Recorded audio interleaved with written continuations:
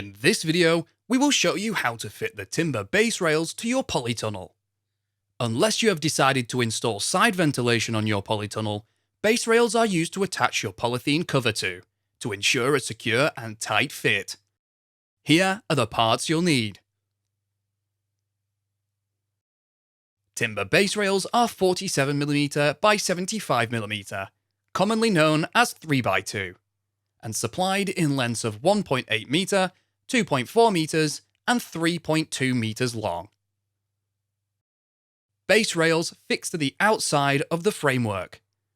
They are attached to the framework using intermediate clamps and corner clamps. We will start by fitting the base rail down the length of your polytunnel.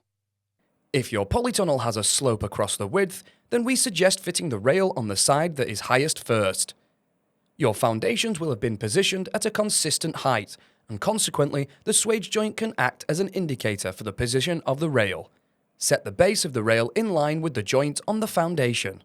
Fit a corner clamp to the corner hoop. To assemble, place the U-bolt around the corner hoop, with the threads pointing to the inside of the polytunnel. Place the tube pressing, then corner clamp onto the threads, ensuring the corner clamp wings run parallel to the width and length of the polytunnel and loosely secure in place.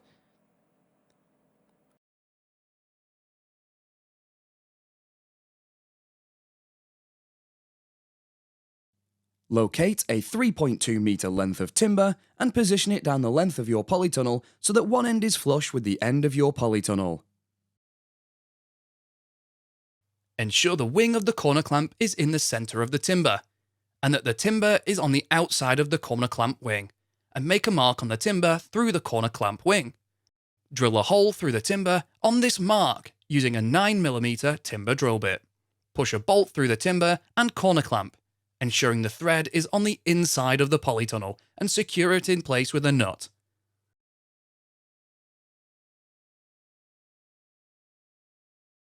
To secure the base rail to the intermediate hoop, use an intermediate clamp.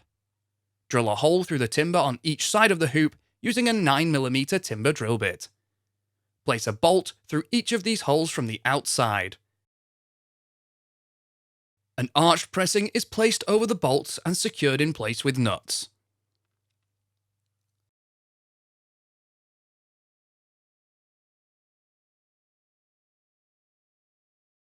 To add another section, you will need to join another piece of base rail to the one you have just fitted. To join the pieces of base rail, you will be required to fit a nail plate to each side of the joint.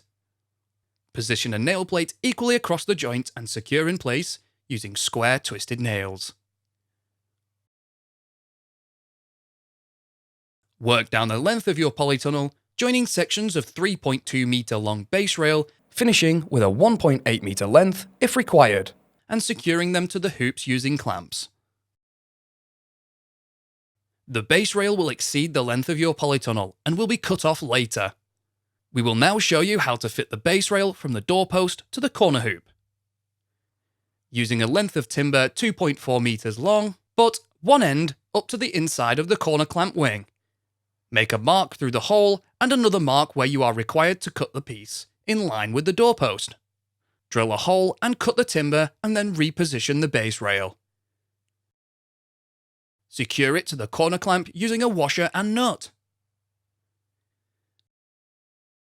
Use a spirit level to make sure that it is level to the doorpost. If your site is sloped, you may be required to dig out a little earth to accommodate this. Use a 4mm timber drill bit to drill a pilot hole in the centre of the inside edge of the doorpost, through into the base rail. Screw a 150mm screw through the hole to secure together. Reinforce the joint from the doorpost to the base rail with a nail plate and square twisted nail. Nail plates are installed on both sides of the joint.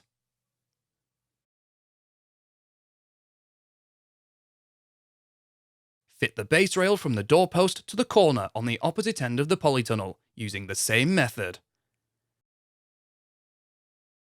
Cut the excess base rail down the length, flush with the end of the polytunnel. We can now fit the base rail on the opposite side. If your ground is not on a slope, then repeat the procedure you followed for the first half. If you have a slope across the width, fitting the rail on this joint will create an unnecessary gap. We advise setting the base rail at a height that eliminates the gap as much as possible, but still ensuring that the rail from the doorpost to the corner hoop is level. Ensure that the rail is at a consistent height. A string line will be handy here.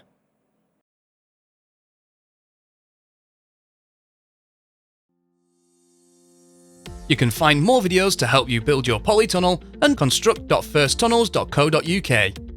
We also have a construction helpline if you require any further assistance.